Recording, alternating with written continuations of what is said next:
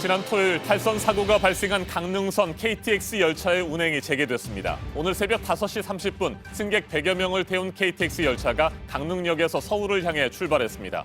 2분 뒤인 5시 32분 서울 청량리역에서도 강릉행 열차가 정상적으로 떠났습니다. 강릉선 KTX가 밤샘 복구 작업 끝에 정상화됐습니다. 앞서 새벽 4시 35분에 강릉역과 진부역에서 진행된 시운전에서는 별다른 문제가 발견되지 않았습니다. 당초 시운전은 새벽 2시 30분쯤 진행될 예정이었지만 전기와 신호시설까지 복구하는데 시간이 조금 더 걸리면서 2시간가량 늦어졌습니다. 잠시 후 강릉역 현장을 연결해서 KTX 복구 상황 자세하게 전해드립니다. 북한 김정은 위원장의 답방을 두고 청와대가 지금까지 진척된 상황이 없고 서두르거나 재촉하지 않겠다고 하면서 그 시기가 연내가 아닌 내년 초가 될 것이라는 전망도 나오고 있습니다. 하지만 청와대는 모든 가능성을 열어두고 준비를 계속하겠다는 입장입니다. 지난주 말부터 오늘 아침까지 이어지고 있는 매서운 강추위가 오늘 낮부터는 풀리겠습니다. 대부분 영상권을 회복하고 한파특보도 해제될 것으로 보입니다. 프랑스 마크롱 정부에 반발하는 이른바 노란조끼 시위가 4주째 이어진 가운데 이번 주 마크롱 대통령이 추가 서민 대책을 포함해서 입장을 밝힐 예정입니다. 어떤 내용이 발표되느냐에 따라 이번 사태의 분수령이 될 것으로 보입니다.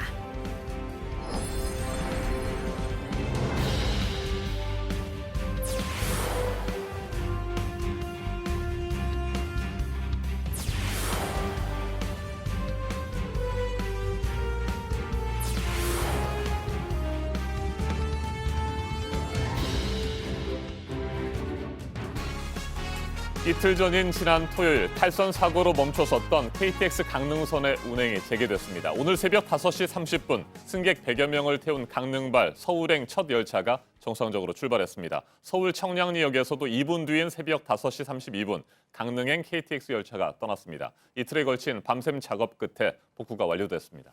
네, 사고 원인에 대해서는 처음에는 추위 얘기도 나왔었는데 신호 시스템에 문제가 있었던 것으로 현재까지는 파악이 되고 있는데요. 정확한 결론이 나올 때까지 또 몇 개월이 걸릴 것으로 보입니다. 먼저 운행이 재개된 KTX 강릉선 현장에 취재기자 연결해서 상황부터 알아보겠습니다. 네, 조승현 기자. 강릉역에서 서울행 KTX 첫 열차가 출발한 시각이 새벽 5시 30분이었으니까요. 1시간 반가량 지났습니다. 이후 열차들도 차질 없이 운행되고 있습니까? 네, 그렇습니다. 이곳 강릉역에서 서울역으로 가는 KTX 첫 차는 새벽 5시 30분 출발입니다.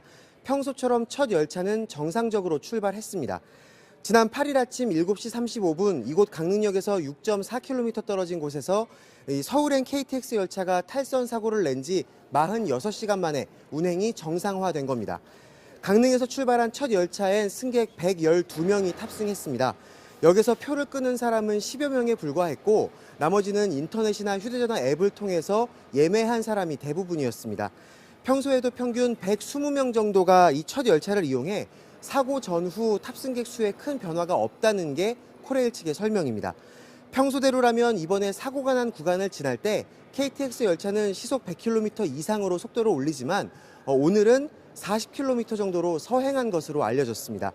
새벽 5시 32분 서울 청량리역을 떠난 이 강릉행 KTX 열차도 정상적으로 출발을 했고요. 여기엔 승객 10여 명 정도가 탑승한 것으로 확인이 됐습니다. 이 강릉과 서울을 오가는 KTX 열차는 대략 1시간에 한두 대꼴로 있습니다. 이후 열차들도 정상적으로 운행되고 있습니다. 네, 어젯밤까지만 해도 열차 운행이 정상화되는 시점이 다소 불투명하지 않았습니까? 실제로 밤샘 작업도 당초 예상보다 조금 늦어졌죠. 그렇습니다. 이 당초 국토교통부와 코레일은 선로를 이탈한 열차 복구를 어제 저녁 7시쯤 완료할 계획이었습니다. 하지만 실제 열차 복구가 3시간가량 늦은 밤 10시쯤에야 10시가 넘어서 완료가 됐습니다. 이 때문에 현장에선 오늘 열차 운행 재개 역시 당초 예상보다 늦어질 거란 전망이 나왔었는데요. 하지만 400명 가까운 인력과 장비가 투입돼서 이 밤샘 작업을 벌인 끝에 시설과 전기 복구가 오늘 새벽 4시 17분에 완료가 됐습니다. 그리고 1시간가량 시운전을 거친 끝에 이 운행에 문제가 없다고 판단을 하고 열차 운행을 재개한 겁니다. 네, 조승현 기자. 사고 원인은 언제쯤이나 정확하게 파악될까요? 어제 오영식 코레일 사장은 이 사고 현장 인근에 있는 선로 변환 신호기의 회로가 잘못 연결된 게 이번 사고 원인으로 추정된다고 밝힌 바 있습니다. 하지만 이건 어디까지나 추정일 뿐이고요. 현장에 있던 국토교통부 관계자가 그렇게 단정 지을 수 없다고 바로 반박하기도 했습니다. 현재 항공철도사고조사위원회가 이 현장에서 정밀 조사를 이어가고 있습니다. 최종 조사 결과가 나오기까지 짧게는 한 달, 또 길게는 수개월 이상 걸린다는 게 이 철도 당국과 전문가들의 한결같은 목소리입니다. 지금까지 강릉역에서 JTBC 조승현입니다. 초동 조사를 실시한 항공철도사고 조사국은 이번 KTX 사고 원인을 신호 제어 시스템 오류로 추정하고 있습니다. 두 방향으로 갈라지는 선로에 각각 전환기가 설치돼 있는데 그 상태를 표시해주는 회로가 반대로 연결돼 있었다는 겁니다. 갑자기 추워진 날씨를 사고의 원인으로 보기는 힘들다고 설명했습니다. 김태영 기자가 보도합니다. 국토교통부 한국철도사고조사위원회는 강릉선 KTX 열차 탈선 사고 원인이 신호 제어 시스템 오류 때문이라는 초동조사 결과를 내놨습니다. 기차가 서울 방향으로 가도록 선로 전환기가 열려야 했지만 시스템 오류로 충분히 열리지 않았던 것으로 추정됩니다. 사고가 난 곳은 강릉 차량기지로 가는 방향과 서울로 가는 방향이 나누어지는 분기점입니다. 이곳에 선로 전환기가 각각 설치됐는데 전환 상태를 표시해주는 회로가 반대로 연결돼 있었다는 게 조사위의 설명입니다. 조사위는 누군가 악의적으로 회로를 바꿔치기 했을 가능성은 낮다고 보고 있습니다. 신호 부분에 대한 결함을 확인했고 누가 중간에 옮기지 않는 이상은 당초부터 이렇게 설치가 돼 있을 가능성이 높다고 봅니다.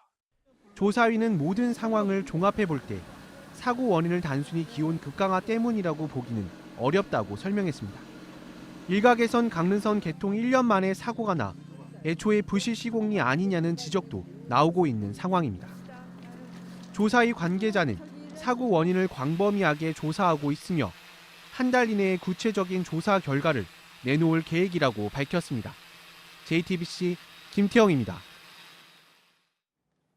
지난 주말 진부역은 승객들로 북새통을 이뤘습니다. 강릉역에서 진부역 사이 구간에는 KTX 대신에 대체버스가 투입됐습니다. 홍지용 기자가 취재했습니다.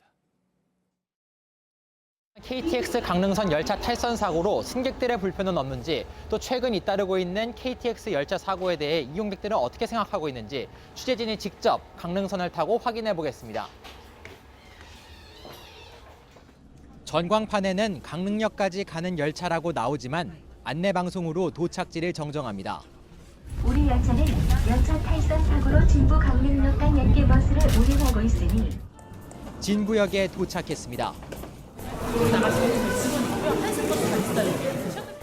강릉으로 가는 관광버스가 역 앞에서 승객을 기다립니다. 1시간 걸릴 거예요. 이 버스 뒤에 12시 45분에 여기 도착하는데 그거에 맞춰가지고 또 버스가 움직이거든요. 강릉역에 대체버스를 타고 간 결과 평소 KTX로 갈 때보다 36분 더 걸렸습니다. 대체버스는 사람이 다 탈 때까지 출발하지 않고 배차 간격이 있기 때문에 1시간 가까이 더 걸릴 수도 있는 상황입니다. 주말 동안 강릉선을 탔던 승객에게 소감을 물었습니다. 예상 시간보다 좀 늦게 도착하는 바람에 좀 일정이 많이 좀 차질이 생겼는데 1시간 먼저 와서 대기하고 기다려야 하는 그런 번거로움 때문에 힘들리니까 좀 잠자는 것도 힘들고 불안감을 토로하기도 했습니다. 열차 이제 개통한 지 얼마 안 된 거 아니에요. 그죠? 근데 벌써 이런 사고가 났다는 건 이게 시민으로서는 좀 그러죠. 강릉역 대기실은 한산했던 반면 진부역은 서울로 올라가기 위해 열차를 기다리는 승객들로 꽉 찼습니다. 대체버스를 타고 오는 승객을 기다리느라 열차가 지연 운행되기도 했습니다. JTBC 홍지용입니다. 김정은 북한 국무위원장의 연내 서울 답방이 성사될지, 그리고 북한 측이 어떤 식으로 반응을 보일지 지난 주말 큰 관심이었죠. 그런데 아직까지 북측으로부터 뚜렷한 답변이 없는 것으로 전해졌습니다. 청와대는 여러 가지 상황이 고려돼야 한다는 입장이고 서두르거나 재촉할 의사를 가지고 있지 않다고 밝혔습니다. 사실상 연내 답방이 어려울 수 있다는 관측도 나옵니다. 이성화 기자가 보도합니다. 김의겸 청와대 대변인은 현재로선 확정된 사실이 없다고 밝혔습니다. 어제 기자들에게 보낸 문자에서 서울 방문은 여러 가지 상황이 고려돼야 한다며 서두르거나 재촉할 의사를 가지고 있지 않다고 전했습니다. 연내 답방 추진에서 한 발 물러선 듯한 발언으로 여겨집니다. 하지만 청와대는 답방 기류가 변하거나 남북 간 소통에 문제가 생긴 건 아니란 입장입니다. 평양 공동선언에 대한 두 정상의 이행 의지가 분명하고 다만 답방 시점은 연말이나 연초를 포함해 여지가 있다는 겁니다. 김 위원장의 답방이 임박해서 전격적으로 발표될 가능성도 배제할 수 없습니다. 때문에 예외적인 상황까지도 유연하게 대처하고 있다고 설명했습니다. 청와대 고위 관계자는 갑자기 온다는 결정이 내려지면 프레스센터 없이 치르는 상황이 될 수 있다고도 말했습니다. 일단 북한은 비핵화 로드맵과 관련 득실을 따지고 있는 것으로 해석됩니다. 선 남북 정상 후 북미 정상회담이 나을지 아니면 선 북미 정상회담 후 남북 정상회담이 나을지 전략적 선택을 해야 하는 상황입니다. 북한이 비핵화와 관련해 어떤 메시지를 가져올지 답방의 핵심이 될 거란 분석이 나옵니다. 또한 북한 최고 지도자의 첫 남한 방문이란 점에서 경호와 안전 문제에 북한 쪽도 큰 부담을 느끼고 있다는 분석이 나옵니다. 이틀 전 개성 인근에서 헬기로 추정되는 비행체 2대가 전술 조치선 근처까지 내려왔습니다. 군사 대비 태세 등을 살피려 했을 가능성도 있지만 답방에 대비해 미리 남측 지역을 돌아보고 간 게 아니냐는 추측도 나옵니다. JTBC 이상화입니다.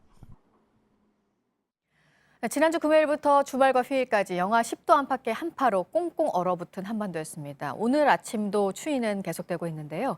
낮부터는 나아지겠습니다. 대부분 영상으로 기온이 올라가겠습니다. 이재승 기자입니다. 나흘째 계속된 한파에 전국이 꽁꽁 얼어붙었습니다. 오늘 아침 6시 기준으로 서울은 영하 7.8도, 강원도 대관령은 영하 16.6도까지 떨어졌습니다. 어제 아침보다는 기온이 다소 올랐지만 여전히 평년 기온을 4도에서 6도가량 밑돌고 있습니다. 매서운 추위는 오늘 낮부터 한풀 꺾이겠습니다. 한반도 상공에 영하 25도의 한파를 몰고 왔던 북극 한기가 약화되기 때문입니다. 낮 기온은 서울 4도, 철원 2도, 대전과 전주 5도 등 전국적으로 영상권을 회복하겠습니다. 내일은 평년 기온을 회복하며 기온이 조금 더 오르겠지만 곳곳에 눈이나 비가 예상됩니다. 내일 하루 강원 산간과 경북 북부 지역에 최대 7cm의 많은 눈이 쏟아지겠습니다. 또 경기 동부와 강원 영서엔 1에서 3cm, 서울과 경기 서부, 충남과 동해안엔 1cm 안팎의 눈이 내리겠습니다. 오늘과 내일은 대기 확산이 원활해지면서 미세먼지 농도는 전국에서 좋음이나 보통 수준을 보이겠습니다. JTBC 이재승입니다. 영국이 유럽연합에서 탈퇴하는 문제, 일단 유럽연합과 영국 측의 합의는 나온 상태고 이번 주에는 영국 의회에서 그 비준 여부가 결정이 됩니다. 결국 탈퇴로 가게 될지, 그럼 어떤 모양새로 영국이 EU를 떠나게 될지 이후 구체적으로 드러나게 될 것으로 보입니다. 조민준 기자입니다. 향후 브렉시트의 운명을 결정하는 일정이 이번 주 잇따라 진행됩니다. 현지 시간 10일엔 EU 최고법원인 유럽사법재판소 ECJ의 판결이 나옵니다. 재판소는 EU 탈퇴를 선언한 영국이 일방적으로 이를 철회할 수 있는지 결정합니다. 철회 가능 결정이 내려지면 영국 의회는 철회하는 방안을 표결에 붙일 수 있게 됩니다. 11일엔 영국 의회가 브렉시트 합의문 비준 동의안을 놓고 표결합니다. 가결될 경우 영국은 질서 있게 EU를 탈퇴하게 되지만 부결될 경우엔 영국은 아무 합의 없이 EU를 떠나는 이른바 노딜 브렉시트에 처하게 됩니다. 테레사 메이 총리의 호소에도 현재 분위기는 부결 가능성이 크다는 게 현지 언론의 분석입니다. 이어 13일엔 EU 정상회의가 열립니다. 이 회의에서 어떤 내용이 논의될지는 전적으로 영국의 상황에 달렸습니다. 정상들은 합의문이 부결될 경우 노딜 브렉시트로 갈 것인지 아니면 재협상을 할 것인지 결정하게 됩니다. JTBC 조민주입니다. 4주째 계속되고 있는 프랑스의 이른바 노란조끼 시위 소식입니다. 지난 주말 시위는 경찰과 시위대 충돌이 있긴 했지만 전주 같은 과격 양상은 줄어든 모습이었는데요. 마크롱 대통령에 대한 반발의 목소리가 역시 높았습니다. 이번 주 마크롱 대통령은 추가 대책과 함께 대국민 메시지를 내놓을 예정입니다. 김성탁 특파원입니다. 차량이 불에 탑니다. 곤봉을 든 경찰들이 달려가자 시위대가 흩어집니다. 파리 도심 교통은 모두 통제됐습니다. 시위대 일부는 상점의 유리창을 부수기도 했습니다. 경찰은 시위대를 향해 물대포에 최루탄과 고무탄까지 쐈습니다. 대선문 쪽이 막히자 시위대는 외곽 도로에서 돌을 던지고 차에 불을 질렀습니다. 일부 시위대는 마크롱 대통령이 직을 걸고 신임을 물어야 한다고 주장했습니다. 시위 참가자들은 부자는 더 부유해지고 가난한 사람은 더 살기 어려워졌다고 강조했습니다. 일을 두세 개나 해도 아파트 임대료는커녕 음식조차 사기 어렵다고 털어놨습니다. 개선문의 마리안상이 상징하던 자유와 평등이란 프랑스 혁명의 가치가 무너져 내려 시위에 나섰다는 겁니다. Pour que tout ça s'arrête, ça serait de mettre en place des référendums sur la démission de M. Macron. 다만 과격 폭력 양상은 다소 줄어들었습니다. 사태가 심각한데도 침묵한다는 비판을 받아온 마크롱 대통령이 곧 입장을 밝힐 예정이어서 이번 사태의 분수령이 될지 시선이 쏠리고 있습니다. 파리에서 JTBC 김성탁입니다. 이번에는 오늘 아침 체크해봐야 할 뉴스들을 분야별로 살펴보겠습니다. 먼저 정치 분야입니다. 남과 북이 지난달 5일부터 35일 동안 진행한 한강 하구 공동 수로 조사가 어제 마무리됐습니다. 물속 위험물인 암초 21개를 발견했습니다. 이번 조사를 토대로 다음 달 25일까지 선박용 해도를 제작하고 민간 선박에도 제공할 방침입니다.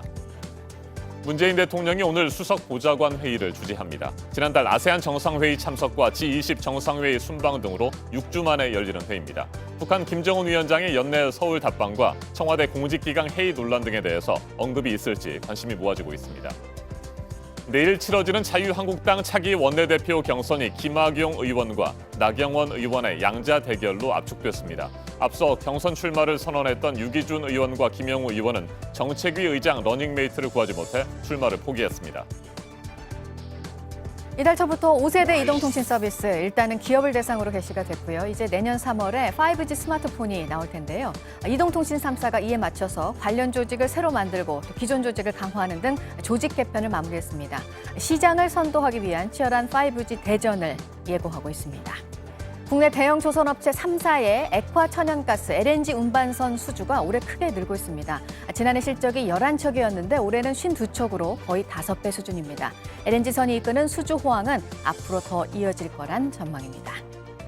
휴면 예금을 온라인에서 편하게 조회하고 또 찾아갈 수도 있는 서비스가 오늘 시작됩니다. 서민금융진흥원이 운영하는 휴면 예금 찾아줌 사이트에서입니다. 그동안에는 영업점 등에 직접 가서 돌려받을 수 있었는데 이제 30만 원 이하의 경우 온라인 신청만으로 받을 수 있게 됐습니다. 계속해서 사회 분야 뉴스입니다. 주차 문제로 실랑이를 벌이다가 상대 차량 운전자를 차로 들이받은 30대 남성이 경찰에 붙잡혔습니다. 이 남성은 제주대병원 주차장에서 자신의 차량을 막고 주차했다는 이유로 차를 이동시키기 위해서 나온 50대 여성을 수십 차례 들이받아 중상을 입혔습니다. 경찰이 오늘 구속영장을 신청할 예정입니다. 어제 오후 4시쯤 인천시 연수동의 한 오피스텔 건물 7층에서 수도 배관이 누수돼 다량의 물이 건물 아래층과 인도로 흘러나왔습니다. 한파 탓에 배관이 동파된 것인지 아니면 배관이 낡아서 물이 샌 것인지 정확한 원인을 파악하기 위한 조사가 진행되고 있습니다. 지난 4일 전남 순천만에서 채취된 야생조류 분변에서 H7형 조류 인플루엔자 항원이 검출됐습니다. 당국은 방역 조치를 취하면서 지역 내 조류 이동을 통제하고 있습니다. 지난 3일 제주 하도리와 서울 강서구에서 제출된 야생조류 분변의 항원은 저병원성으로 판정됐습니다. 록밴드 퀸을 이야기한 영화 보헤미안 랩소디를 본 관객이 700만 명도 넘어섰습니다. 이제 다음 달 열리는 골든글로브 시상식에서 작품상과 나무주연상 2개 부문 후보에도 이 작품이 올랐습니다. 대한민국 임시정부 대일선전포고 77주년 기념식이 오늘 오전에 서울 용산 백범김구 기념관에서 열립니다.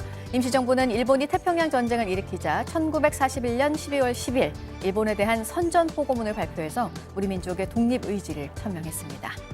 한국연극연출가협의회가 주최하는 올해의 연출가상 수상자로 박정희 연출가가 선정이 됐습니다. 오늘 시상식이 열립니다. 박정희 연출가는 올해 연극 눈뜬 자들의 도시를 선보였습니다. 양승태 전 대법원장 시절 사법농단 의혹 관련 첫 재판이 이번 주 시작됩니다. 사법행정권 남용 의혹 사건 핵심 인물이고 유일하게 구속이 됐습니다. 임종헌 전 법원행정처 차장의 1차 공판 준비 기일이 오늘 열립니다. 상고법원 도입 등을 위해서 청와대가 관심을 두는 재판에 개입을 하고 대법원 사법정책에 반대하는 법관을 사찰했다는 혐의를 받고 있습니다. 해외에 있다가 어제 귀국을 한 윤장현 전 광주광역시장, 오늘 검찰에 나와서 조사를 받을 예정입니다. 노무현 전 대통령 부인 권양숙 여사를 사칭한 사기 사건의 피해자에서 피의자가 됐습니다. 돈을 보낸 게 6.13 지방선거를 앞두고 공천에 영향을 미치기 위한 목적이 있었는지 등에 대해서 오늘 집중 조사가 이뤄질 것으로 보입니다.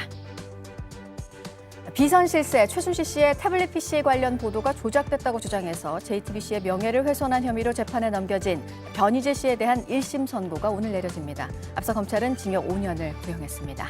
지금까지 분야별로 오늘 눈여겨봐야 할 뉴스들 체크해드렸습니다. 이어서 날씨 정보 알려드립니다. 때이른 한겨울 추위는 오늘 출근길에도 이어지고 있습니다. 중부와 경북 내륙 곳곳에 이렇게 한파특보 계속 발효 중인데요. 이 지역을 중심으로 영하 10도 안팎까지 기온 떨어져 있습니다. 옷차림 따뜻하게 하시기 바랍니다. 아침까지만 잘 견디시면 한숨 돌리겠습니다. 낮부터 기온이 올라 한파특보도 대부분 해제되겠고 내일부터는 대체로 평년 수준의 기온 보이겠습니다. 현재 충남과 호남 지방을 제외한 전국에 건조특보가 발효 중입니다. 내일 전국에 눈과 비가 내리면서 해소되겠습니다. 오늘은 기온이 빠르게 오르겠습니다. 낮 최고 기온 서울이 4도, 대전 5도, 광주와 대구가 7도, 부산이 10도까지 크게 오르겠고요. 북한은 북부 지역에서 종일 영하권 추위 이어지면서 오늘도 찬 기온이 강하겠습니다. 내일 아침 남부지방을 시작으로 낮에는 전국에 눈비 소식이 있습니다. 밤에는 대부분 그치겠습니다. 기상정보였습니다.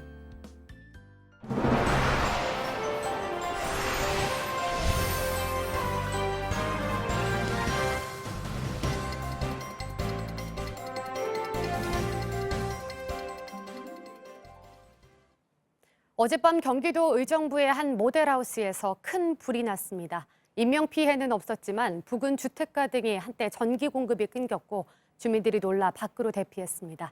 강원도 원주에선 4중 추돌 사고가 발생해 한 명이 숨졌습니다. 사건 사고 소식 이혜원 기자입니다. 불길이 바로 옆 아파트보다 높게 솟구칩니다. 물을 쏘아보지만 쉽게 사그라들지 않고 뭐 계속 폭발하고 있어 지금. 장난 아니야. 연기가 쉴 새 없이 뿜어져 나옵니다. 어제 저녁 8시 40분쯤 경기도 의정부의 한 모델하우스에서 불이 나 한 개동이 완전히 타고 부근 전기 공급이 한때 중단됐습니다. 갑자기 집이 정전이 돼서 밖에 나가봤는데 옆에 건물에도 불이 옮겨 붙을 뻔해가지고 주위에 있는 주민분들 다 대피하시고 소방당국은 모델하우스 1층에서 불길이 솟았다는 최초 목격자의 진술을 바탕으로 화재 원인을 조사하고 있습니다. 어젯밤 9시 35분쯤엔 강원도 원주 중앙고속도로 춘천 방향 331km 부근에서 화물차와 승용차 등 차량 넉 대가 잇따라 추돌했습니다. 이 사고로 화물차 운전자 1명이 숨지고 다른 차량의 운전자 등 5명이 다쳤습니다. 어제 새벽 2시 반쯤엔 서울 중계동의 아파트에서 불이 나 주민 27명이 대피했습니다. 소방당국은 이 아파트 8층 주민이 전기장판을 끄지 않고 외출해 과열로 불이 난 것으로 보고 정확한 화재 원인을 조사하고 있습니다. JTBC 이혜원입니다. 서울 용산 재개발 지역에서 철거민과 경찰 등 6명이 숨진 용산 참사가 벌어진 지 벌써 10년이 다 되어갑니다. 하지만 재개발, 재건축을 둘러싼 갈등은 계속되고 있고 내몰린 주민들이 스스로 목숨을 끊는 일도 반복되고 있습니다. 이수진 기자입니다. 창문은 깨지고 대문은 굳게 잠겼습니다. 이곳에 살던 월세 세입자 박 씨는 지난 4일 양화대교와 성산대교 사이에서 숨진 채 발견됐습니다. 재건축 지역이라 세입자가 보상받을 법적 근거가 없었고 적은 돈으로는 이사할 곳을 찾지 못했습니다. 강제 집행을 당한 후 석 달간 빈집을 전전하다 결국 스스로 목숨을 끊었습니다. 유서에는 나이든 어머니라도 임대주택에 들어가게 해달라고 적혀 있었습니다. 지난 2월 장위 4구역에서도 공장 세입자가 숨진 채 발견됐습니다. 보상금과 보증금을 모두 합쳐도 공장을 옮겨 다시 사업을 시작하기엔 역부족이었습니다. 생계를 잃은 가장은 설 연휴가 끝난 지 일주일 만에 극단적인 선택을 했습니다. 강제 수용으로 마을을 떠나거나 재산 피해를 본 사람은 토지 소유자의 가족과 세입자를 포함해 지난 10년간 288만 명, 한 해 평균 32만 명에 달할 것으로 추정됩니다. 그마저도 중앙토지수용위원회의 자료를 토대로 한 추정치일 뿐 전국을 전수조사한 공식 통계는 없습니다. 개인의 재산권을 침해할 때는 공익성이 검증돼야 하는데 국토부의 공익성 판정을 받은 사업은 지난 5년간 50건에 불과했습니다. 그 사이 비극은 반복됐습니다. 나의 부분, 나의 전부예요. 그대 아들이 그냥 개만 살려줬는데 이제 다 필요 없어. 재개발 재건축으로 인한 원주민 피해가 되풀이되지 않기 위해서는 강제 수용 피해 현황을 전수조사해 실태를 정확히 파악하고 사업 결정 과정에서 공익성 검증이 더 철저히 이루어져야 한다고 전문가들은 말합니다. JTBC 이수진입니다. 박정희 전 대통령이 심었던 경북 안동 도산 서원 안에 있던 소나무가 서원 밖으로 쫓겨났습니다. 일본이 원산지인 데다 일왕을 상징하는 나무로 알려진 금송이기 때문인데요. 이렇게 도산 서원에서는 쫓겨났지만 일제강점기 때 널리 퍼진 일본산 나무들은 우리 국회와 학교 곳곳에 자리 잡고 있습니다. 윤두열 기자입니다. 이에 1,000원짜리 지폐 뒷면입니다. 도산 서원이 그려져 있는데 소나무 한 그루가 눈에 띕니다. 1970년 박정희 전 대통령이 심은 나무입니다. 원래는 서원에 들어서자마자 있었는데 심은 지 48년 만에 담장 밖으로 쫓겨났습니다. 일본산인 금송이기 때문입니다. 되게 이행 선생님의 사당에 있다는 거는 그거는 이해가 안 가는 것 같아요. 옮겼다고는 하지만 또 바로 앞에 옮겨져 있는 게 조금 안타깝고요. 금송이 있던 자리엔 퇴계 선생이 아끼던 매화를 심었습니다. 이순신 장군을 모시는 현 충사 경내에 있던 금송도 지난 9월 눈에 잘 띄지 않는 곳으로 옮겨 심었습니다. 하지만 여전히 일본산 나무는 많습니다. 국회를 빙 둘러싼 이 나무들은 외향나무라고 부르는 일본산 가이스카 향나무입니다. 논란이 일자 본청 앞 5그루를 뽑아냈지만 아직도 120여 그루가 남았습니다. 경남 창원의 한 초등학교에 가이스카 향나무가 가득합니다. 이 학교의 교목이 향나무이기 때문입니다. 경남 지역 초중고등학교 900여 곳 중 121개 학교의 교목이 향나무이고 23개 학교는 아예 가이스카 향나무를 교목으로 지정했습니다. 현충시설과 공공기관에서는 점차 사라지고 있다지만 아직도 우리 주변 곳곳엔 일본산 나무들이 뿌리 깊게 자리 잡고 있습니다. JTBC 윤두열입니다. 김정은 북한 국무위원장의 연내 서울 답방이 이루어질 것인가 지난 주말 관심이 집중됐죠. 하지만 북측은 아직까지 아무런 답변도 내놓지 않고 있습니다. 청와대는 서두르거나 재촉하지 않겠다면서도 사전 준비 작업은 진행하고 있는 것으로 보입니다. 가능성을 여전히 열어두고 있는 겁니다. 홍현익 세종연구소 수석연구위원과 자세하게 짚어보겠습니다. 안녕하십니까? 안녕하십니까? 네, 김정은 위원장 올해 안에 올까요? 안 올까요? 어떻게 보십니까? 아직까지는 올 것 같은 희망은 있는데요. 네. 조금 한 이틀 전보다는 조금 가능성은 줄어든 것 같은. 왜냐하면 청와대가 주말에도 이제 분주하게 움직였는데 네. 나오는 얘기들이 북한과 소통은 하고 있는데 답을 갖고 지금 우리가 말을 안 하는 것이 아니라 네. 아직 답변이 없다. 그것은 확실한 것 같습니다. 그러니까 김정은 위원장의 경호나 신변 안전을 위해서 지금 날짜를 사실 정해놓고 그 날짜 직전에 발표하고 준비를 본격적으로 하고 있거나 그런 상황은 아니다. 그러나 조금 늦더라도 답이 오면 조속히 준비해서 연내에 할 수는 있다. 네. 그러니까 결국 김정은의 결정만 내려지면 연내에 개최될 수는 있지만 아직 결정이 안 된 것 같다.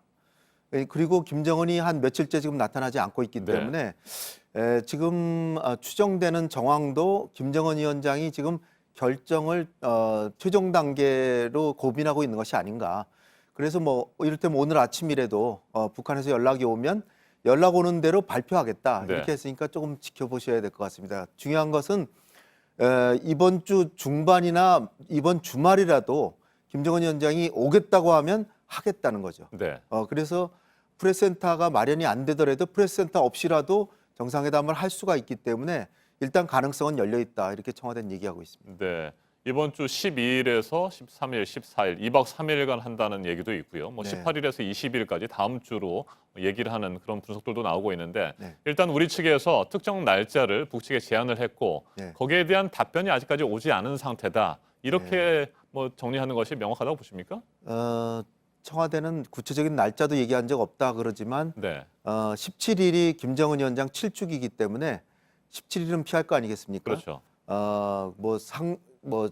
그 아버지 제사 날에 외국을 방문한다는 건 좀 우스꽝스럽죠. 그랬으니까 12일에서 14일이냐, 아니 17일 날 기일을 지키고 18일부터 20일이냐, 아니면은 총화기간이라서 1년을 총 결산하는 내부 점검 회의들이 계속되고 신년사를 준비해야 되지만 한 27일부터 29일까지 오느냐, 네.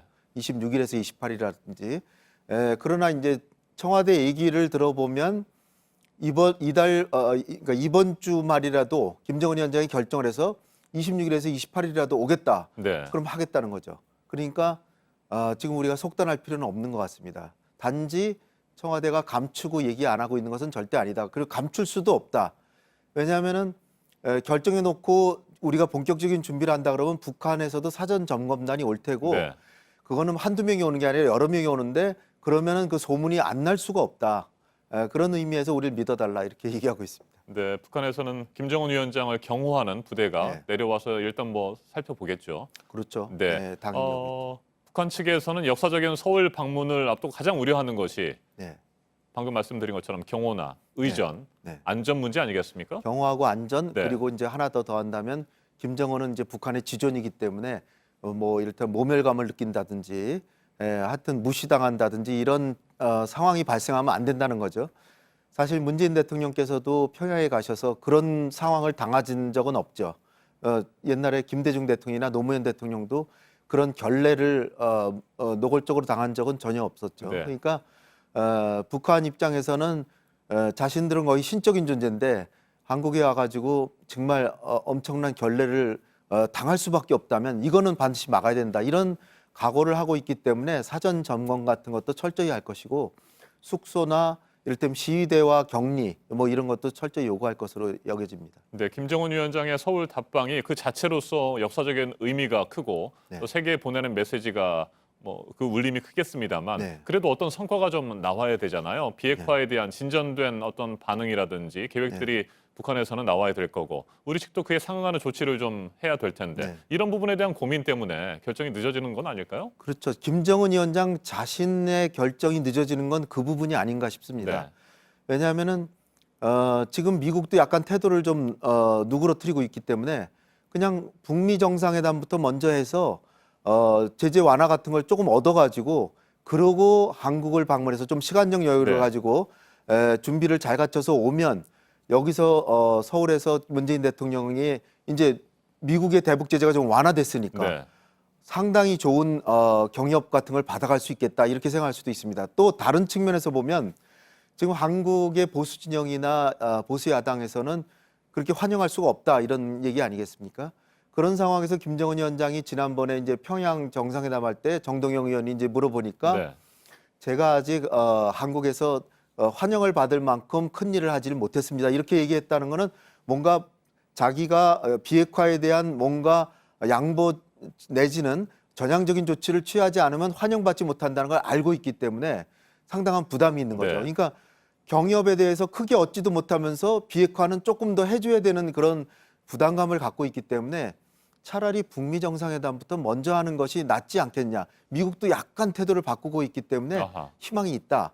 그래서 이제 그것을 경중과 어느 것이 더 유리한가를 보기 위해서 그런 것이 아니냐. 그리고 이제 한 말씀 더 드린다면 사실 북한 지도자의 최초의 남한 방문이기 때문에 역사적인 의미가 있잖아요. 그러면 천안함 폭침이라든지 연평도 포격, 박항자씨 살해 사건이라든지 목함지뢰 사건 이런 것에 대해서 남북 간의 관계가 발전하려고 해도 한계가 있거든. 분명히 네. 있거든요. 오이사 조치도 있고 따라서 현충원을 방문하고 국회에서 연설을 하면서 그동안 남북 간의 경계선에서 벌어진 불미스러운 사태에 대해서 굉장히 숙고해 왔고 향후에는 절대로 이런 일이 없어야 된다라고 다짐한다. 이 정도의 얘기를 사과는 아니지만 사과해 주면 더 좋지만요. 그런 정도를 해서 오이자 조치를 해제하는 남북 간의 제재부터 풀어나가는 것이 수순이라고 본다면 그러면 그 부분에 대해서도 상당한 부담을 갖고 있지 않을까. 현충원을 가야만 국회에서 연설이 되기 때문에 이런 식으로도 부담을 좀 느끼고 있지 않을까 생각합니다. 네. 김정은 위원장의 서울 답방에 대한 미국 내 분위기는 요즘 많이 좋아졌잖아요. 존 네. 볼턴 백악관 국가안보 보좌관, 대북 초강경파로 불리는 인물인데 최근에 대북 경제 제재 해제 가능성에 대해서도 언급을 했고요. 여러 가지 좋은 상황 아닙니까? 맞습니다. 예, 존 볼턴 하면 그야말로 의시시한 그 네오콘의 대북적이었던 사람인데 이분이 지금 얘기하는 게 대북 제재 해제는 거의 금기어로 생각했는 사람이 북한이 비핵화의 성과를 보인다면 영어로 퍼포먼스인데 성과를 보인다면 제재 완화가 아니라 해제까지 검토할 수 있다 이렇게 얘기를 했고 유엔 안보리에서 4년 동안 계속해서 북한 인권 문제 다뤄왔는데 이번에 미국이 적극적으로 나서지 않은 것으로 추정되는데 그래서 의제로 채택이 안 됐습니다. 거기다가 이제 니키 헤일리 유엔 대사가 아주 강경파인데 지금 연말로 이제 그만두고 헤더 나워트 그 국무부 대변인 폼페이오의 측근으로 아무래도 대북 온건파라고 볼 수 있는 사람이 이제 유엔 대사로 가기 때문에 여러 가지 정황이 북한으로 봐서 조금 더 기다리면 더 나올 수 있는 거 아니냐 이렇게 생각할 수도 있는 그렇기 때문에 김정은이 굳이 여기서 나서서 양보적으로 갈 필요가 없다라고 생각할 가능성도 있지 않나 생각됩니다. 네. 그동안에는 서울 답방을 통해서 좀 더 비핵화 북미 대화에 유연한 태도, 분위기를 좀 만들어 보자 뭐 이런 의도가 있었을 텐데 현재 상황이라면 좀 더 버티면서 한번 상황을 지켜보자 이런 생각을 가질 수도 있다는 얘기죠. 그럴 수도 있겠습니다. 우리 문재인 대통령께서는 어떻게든 새해 초에 또는 뭐 2월 달에까지는 열리는 북미 정상회담에서 반드시 좋은 성과가 나오게끔 우리가 한반도 운전자론에 따라서 김정은 위원장을 설득해서 조금만 더 양보를 양보적인 전향적인 조치를 김정은 위원장이 하도록 길을 열어주면 김정은 위원장이 그 길로 가서 결국은 트럼프 대통령도 대북 제재를 완화할 것이다.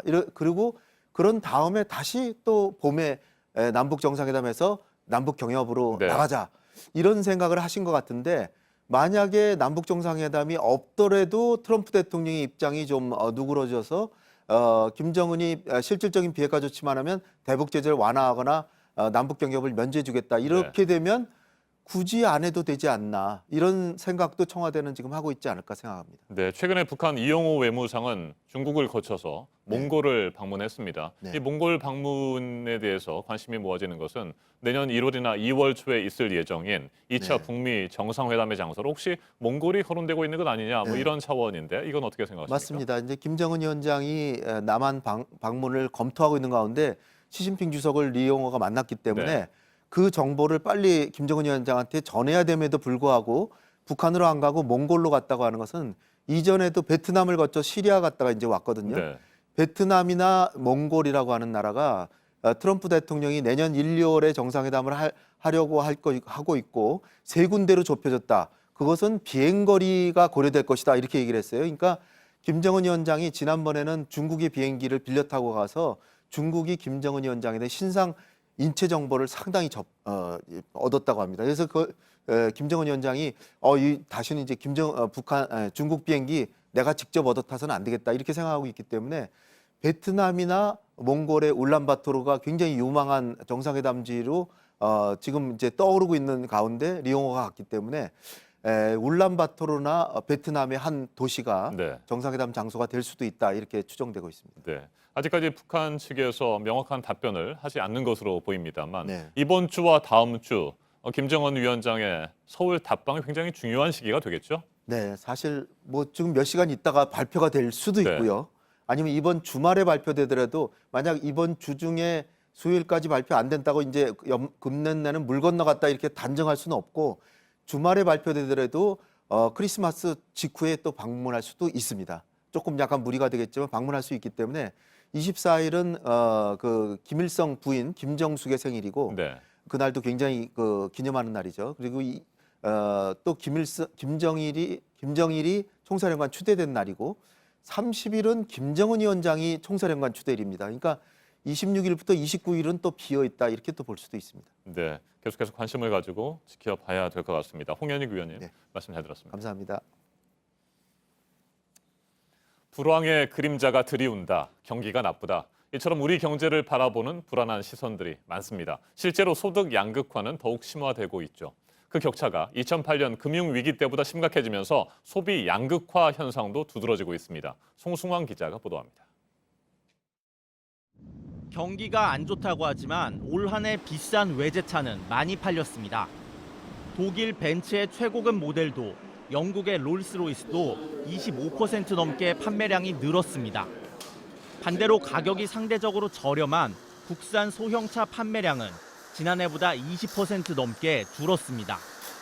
현대자동차가 2010년 이후 최악의 어닝 쇼크를 기록하는 등 최근 국내 자동차 시장이 전반적인 판매량 부진을 겪고 있는데 그에 비해 고급 수입차 시장은 계속 성장하고 있는 겁니다. 고가 제품의 판매량만 증가하는 소비의 양극화는 유통업계에서도 나타나고 있습니다. 소비 심리가 위축돼 성장이 둔화한 백화점에선 올 3분기의 명품 매출액만 전년 동기 대비 10% 이상씩 증가했습니다. 같은 기간 상하위 20%의 가구소득 격차를 보여주는 처분 가능소득 5분위 배율은 2008년 금융위기보다 심각한 것으로 나타났습니다. 경기가 나빠지는 불황의 그늘은 소득의 양극화 못지않게 소비의 격차까지 심화시키고 있다는 진단이 나옵니다. JTBC 송승환입니다. 네, 우리 사회 곳곳에서 나오고 있는 갑질 논란입니다. 식품 대기업들에 납품을 하는 대리점들도 자신들이 겪고 있는 부당한 일들을 호소를 하고 있습니다. 업체 측에서 이 정도는 해줘라, 판매 목표를 제시하거나 이유도 알지 못하고 하루아침에 계약 해지 통보를 했다는 겁니다. 어환이 이세누리 기자가 이어서 보도합니다. 국내 유명 식품 대기업의 대리점입니다. 창고에는 재고품들이 쌓여 있고 나머지 제품들은 그저 놓여 있습니다. 유통기한이 임박한 제품들도 있고요. 마트에서 기한이 지나 돌아온 제품들도 한가득입니다. 대리점에서는 그래도 본사에 물건을 또 주문해야 하고 신제품 등은 구입 의사와 상관없이 보내오기도 한다고 말합니다. 더 이상 물건 받을 데가 없다. 창고를 와서 보셔라. 회사에서 계속 물건을 받아라. 한 이번 달까지 목표 이만큼이니까 이것까지는 해주셔야 된다. 재고는 늘고 반품액이 1,000만 원을 훌쩍 넘기도 합니다. 지금 400원씩 넣고 있어요. 원래 원가대로 한다고 하면 1,600원 내게 돼 있는데 다른 대리점주도 비슷한 상황이라고 말합니다. 이게 장사를 하는 건지 뭔지 모르겠어요. 목표는 해야 되고 그럼 재고를 계속 가져가는 거잖아요. 판매 목표나 구입을 강제하는 것은 현행 대리점법에서 불공정 행위로 금지하고 있습니다. 두려운 게 뭐냐면 저희는 1년에 한 번씩 재계약을 해요. 언제 잘릴지 모르니까 저희는 이제 파리목숨이라고 해요. 그래서 이에 대해 업체 측은 판매 목표를 전혀 제시하지 않고 있다면서 구입 강제는 없었다고 설명했습니다. 또 신제품 등이 반품될 때 대리점 손실을 막기 위해 오히려 가격을 보정해주고 있다고 주장했습니다. JTBC 어환입니다. 국내 유명 포장김치 브랜드 제품을 납품받는 한 대리점입니다. 3달 전 회사 측에서 내년부터 계약이 끝날 거라는 공문을 받았습니다. 그럴 만한 사유가 없다고 판단해 회사에 2차례 공식 문의했지만 아무런 답을 받지 못했다고 말합니다. 문제점이 있는지를 갖다가 이야기를 해달라고 불복종한 거 있냐고 이렇게 내용 증명 보냈는데 이게 답이 없어요. 내가 해지될 사유를 갖다가 이야기해달라고 또 안 해주는 거죠. 다 빼놓고 일방적으로 물건제. 또 다른 대리점주는 10년 넘게 거래해온 회사가 몇 달 전부터 같은 제품을 자신의 거래처에 중복 납품했고 매출이 5분의 1로 줄었다고 주장합니다. 근데 어느 정도 매출이 일어나고 그러니까 이제 우리 냉장식품 대리점들은 필요 없다. 저희도 뭐 이게 분통이 터지고 이 손해나는 거를 뭐 손해배상 청구를 해야겠다. 뭐 이렇게까지도 생각을 하고 있고. 계약 중단 대상 대리점은 전국 200여 개입니다. 해당 기업은 경영상 판단에 따른 조치며 대리점주들을 찾아가 충분히 설득했고 일부가 동의하지 않아 협의를 진행하고 있다고 설명했습니다. 어떤 행위 자체가 무조건 자유라고 그래서 그냥 모든 행위가 면죄부가 있는 게 아니고 이제 법의 선을 넘어선 행위가 있었느냐 부분이 사실 중요할 텐데요. 현행 대리점법이 정해놓은 계약 해지 절차는 없지만 당사자 간 계약서에는 부도 등 중대한 흠이 없다면 서로 협의해서 해지하게 돼 있습니다. JTBC 이세누리입니다.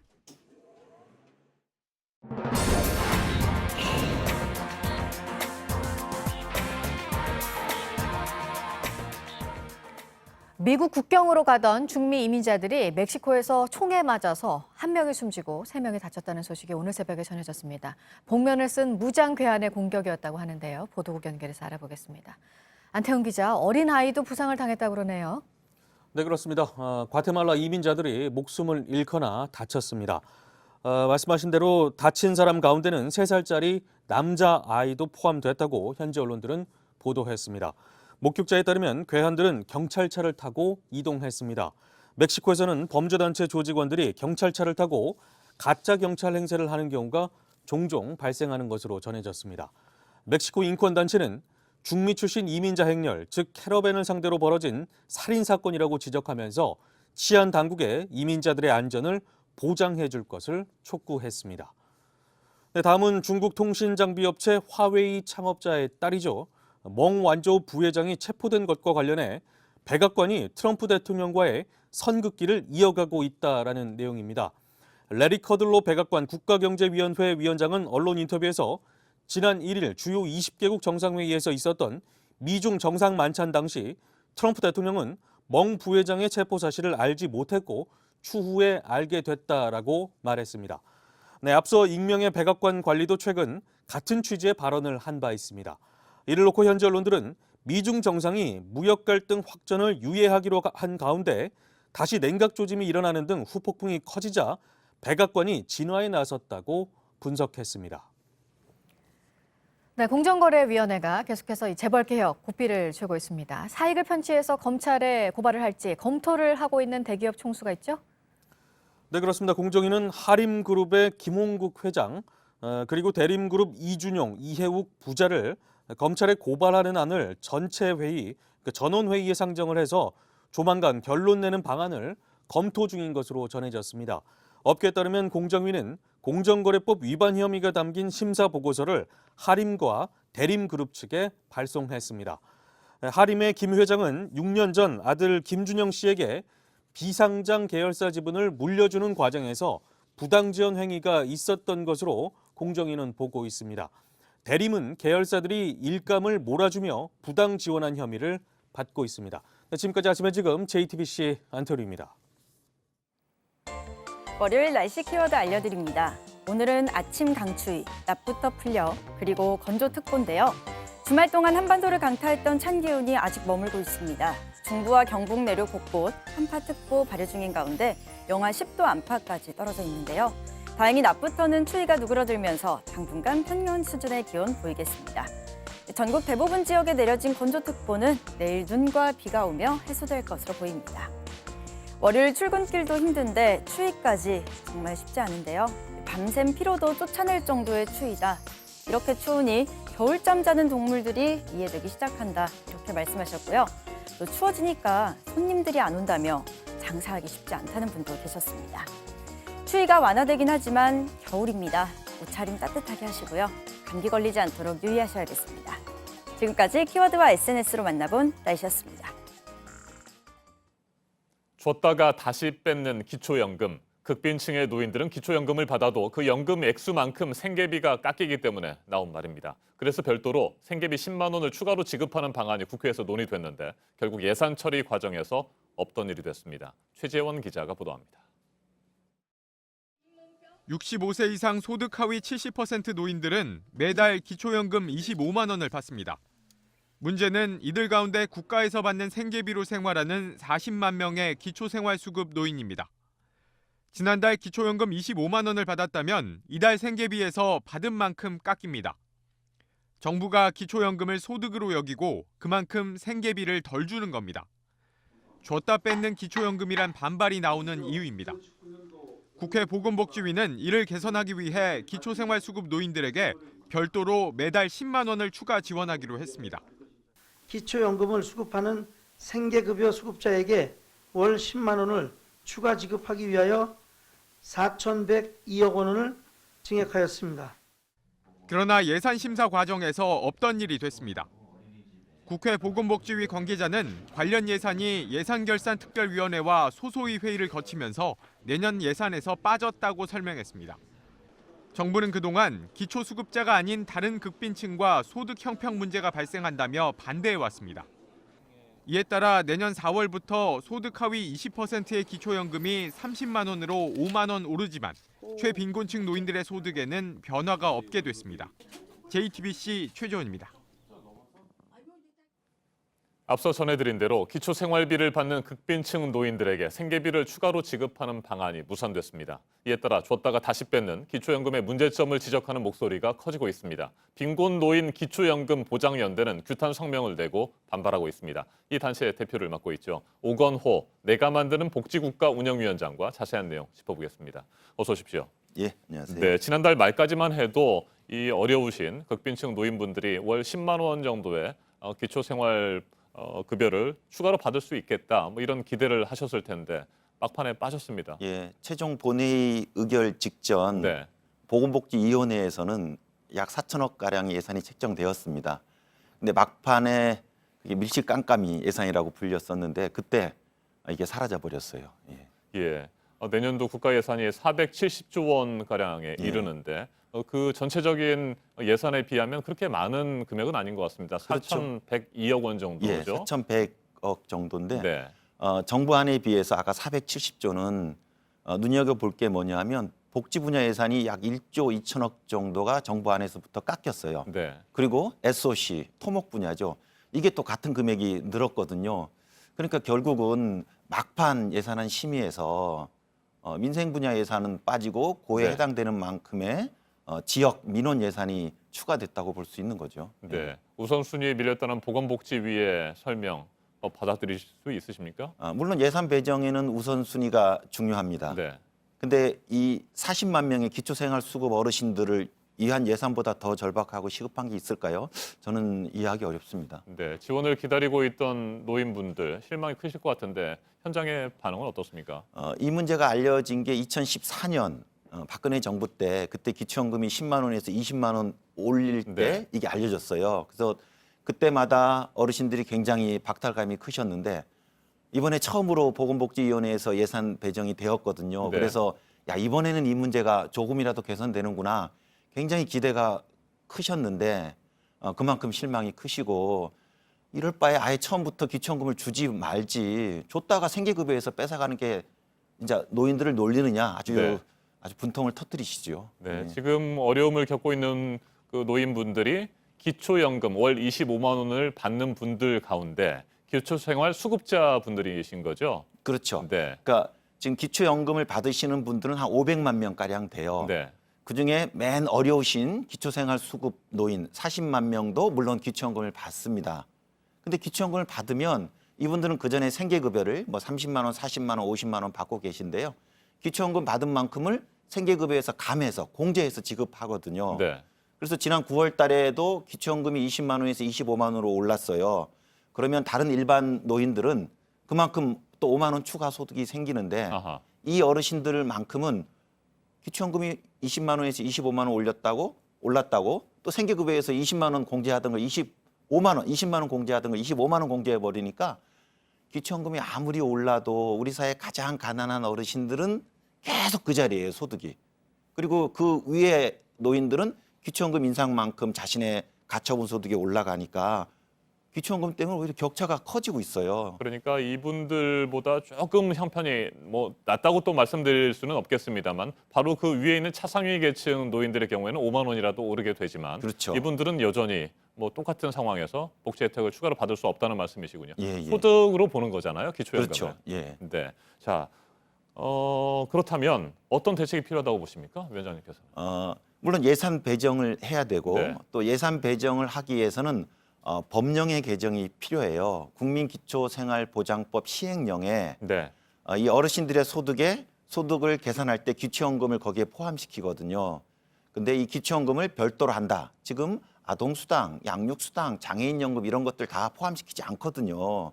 그거에 준해서 기초연금도 별도로 지급하는 걸로 시행령을 고치면 이제 내년에 30만 원으로 오를 예정인데 네. 30만 원을 별도로 드릴 수 있습니다. 아하. 근데 이번에는 시행령 개정이 안 된 상태이기 때문에 이 30만 원 다는 아니더라도 3분의 1, 10만 원 정도라도 먼저 드리자라고 예산을 책정했던 건데 네.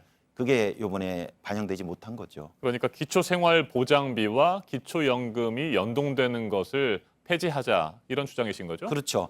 네. 이게 이제 사회복지학에서는 정부도 이 논리를 내세웁니다만 보충성 원리라고 하거든요.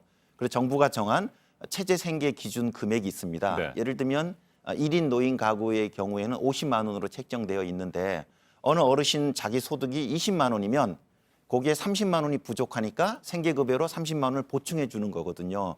근데 이제 기초연금이 10만 원 늘면 네. 이 어르신들의 소득이 10만 원 늘었다고 해서 생계급여를 빼는 거고 자꾸 이런 일이 반복되다 보면 기초연금만큼 가장 가난한 어르신과 일반 노인들 간의 격차가 커지는 형평성 문제가 계속 지금 심화되고 있는 거예요.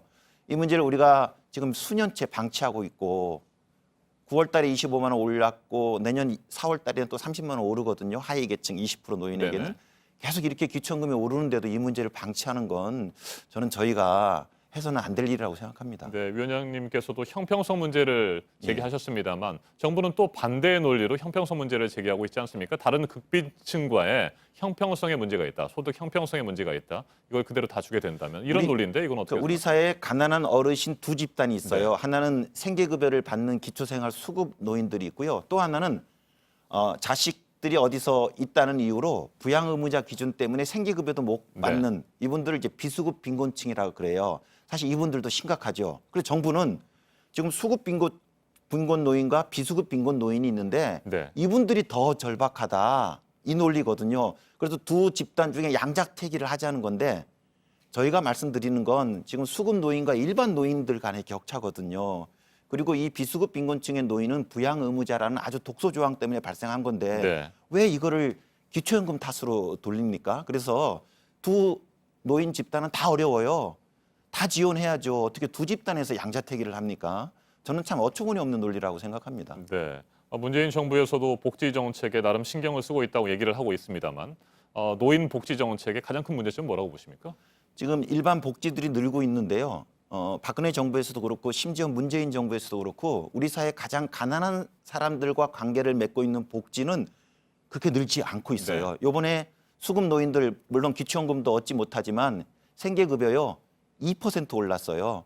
전체 복지가 11% 오르는데 고작 기존의 복지도 2%밖에 오르지 않고 지금 장애인 복지도 OECD 평균의 4분의 1밖에 되지 않고 장애인 연금이나 장애인 활동 지원이 엄청 부족해서 장애인들이 지금 국회 앞에서 계속 농성했음에도 불구하고 이번에 보건복지위에서 의결된 게 이것도 똑같이 또 예결위에서 삭감되어 버렸어요. 그래서 우리가 지금 뭐 아동수당이든 이렇게 일반 국민들을 대상으로 한 복지는 늘고 있는데 정작 가난한 사람들의 복지가 홀대당하고 있는 거 저희가 아주 주목해서 봐야 된다고 생각합니다. 네.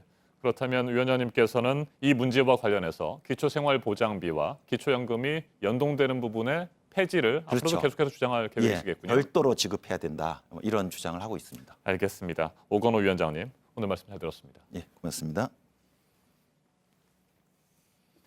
2009년 1월 20일 서울 용산 재개발 지역에서 철거민들과 경찰이 충돌하면서 6명이 숨졌죠. 용산 참사가 발생한 지 벌써 10년이 다 됐는데 재개발과 재건축을 둘러싼 갈등은 지금도 계속되고 있습니다. 집을 잃고 거리로 내몰린 주민들이 스스로 목숨을 끊는 일도 반복되고 있습니다. 이수진 기자가 보도합니다. 창문은 깨지고 대문은 굳게 잠겼습니다. 이곳에 살던 월세 세입자 박 씨는 지난 4일 양화대교와 성산대교 사이에서 숨진 채 발견됐습니다. 재건축 지역이라 세입자가 보상받을 법적 근거가 없었고 적은 돈으로는 이사할 곳을 찾지 못했습니다. 강제 집행을 당한 후 석 달간 빈집을 전전하다 결국 스스로 목숨을 끊었습니다. 유서에는 나이든 어머니라도 임대주택에 들어가게 해달라고 적혀 있었습니다. 지난 2월 장위 4구역에서도 공장 세입자가 숨진 채 발견됐습니다. 보상금과 보증금을 모두 합쳐도 공장을 옮겨 다시 사업을 시작하기엔 역부족이었습니다. 생계를 잃은 가장은 설 연휴가 끝난 지 일주일 만에 극단적인 선택을 했습니다. 강제 수용으로 마을을 떠나거나 재산 피해를 본 사람은 토지 소유자의 가족과 세입자를 포함해 지난 10년간 288만 명, 한 해 평균 32만 명에 달할 것으로 추정됩니다. 그마저도 중앙토지수용위원회의 자료를 토대로 한 추정치일 뿐 전국을 전수조사한 공식 통계는 없습니다. 개인의 재산권을 침해할 때는 공익성이 검증돼야 하는데 국토부의 공익성 판정을 받은 사업은 지난 5년간 50건에 불과했습니다. 그 사이 비극은 반복됐습니다. 나의 꿈은 나의 청소예요. 그 내 아들이 그냥 개만 살려줬는데 이제 다 필요 없어. 재개발 재건축으로 인한 원주민 피해가 되풀이되지 않기 위해서는 강제 수용 피해 현황을 전수조사해 실태를 정확히 파악하고 사업 결정 과정에서 공익성 검증이 더 철저히 이루어져야 한다고 전문가들은 말합니다. JTBC 이수진입니다.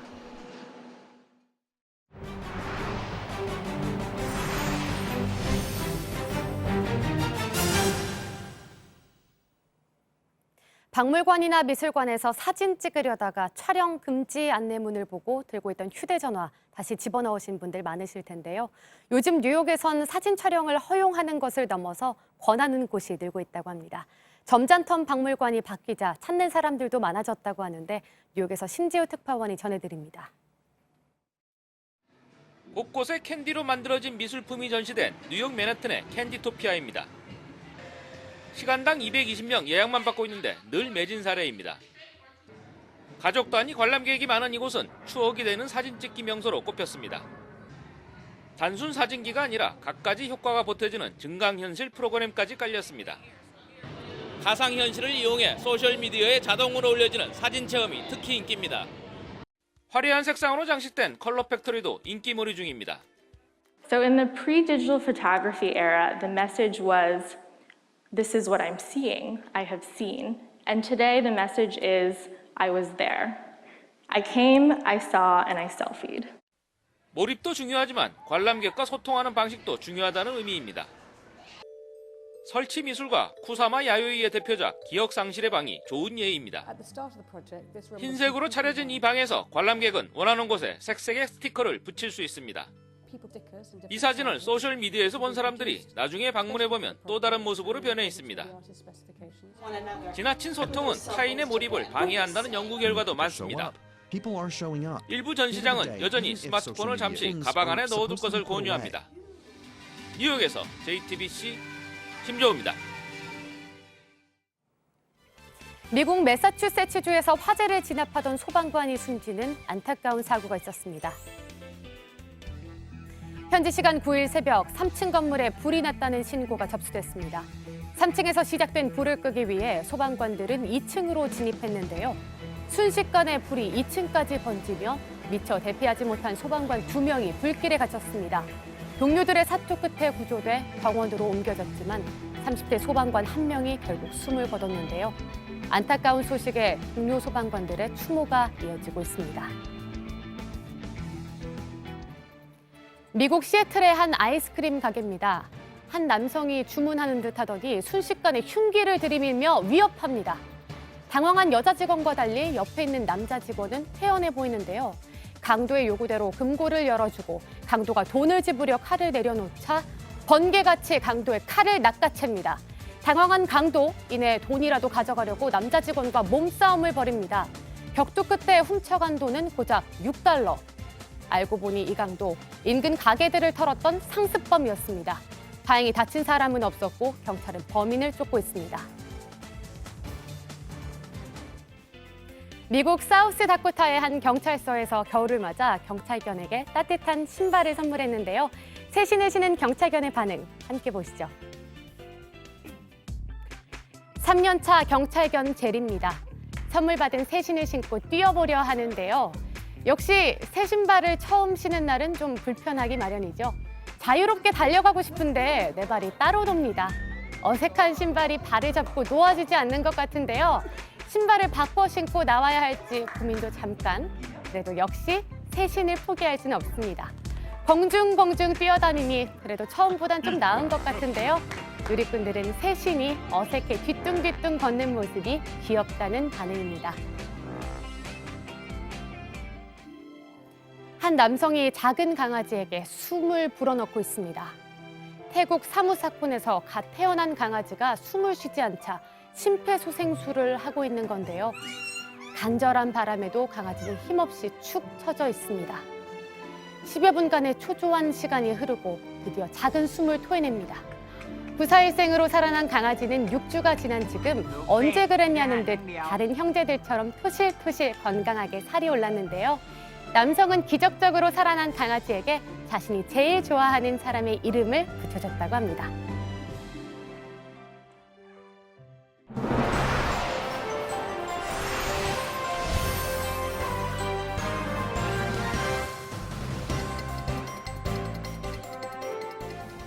네, 월요일 아침 8시 4분 지나고 있습니다. 지난 주말 아침에 전해진 참 가슴을 쓸어내리게 만든 소식이었죠. 강릉선 KTX 탈선 사고, 시민들의 불안감이 커질 수밖에 없는 소식이었는데요.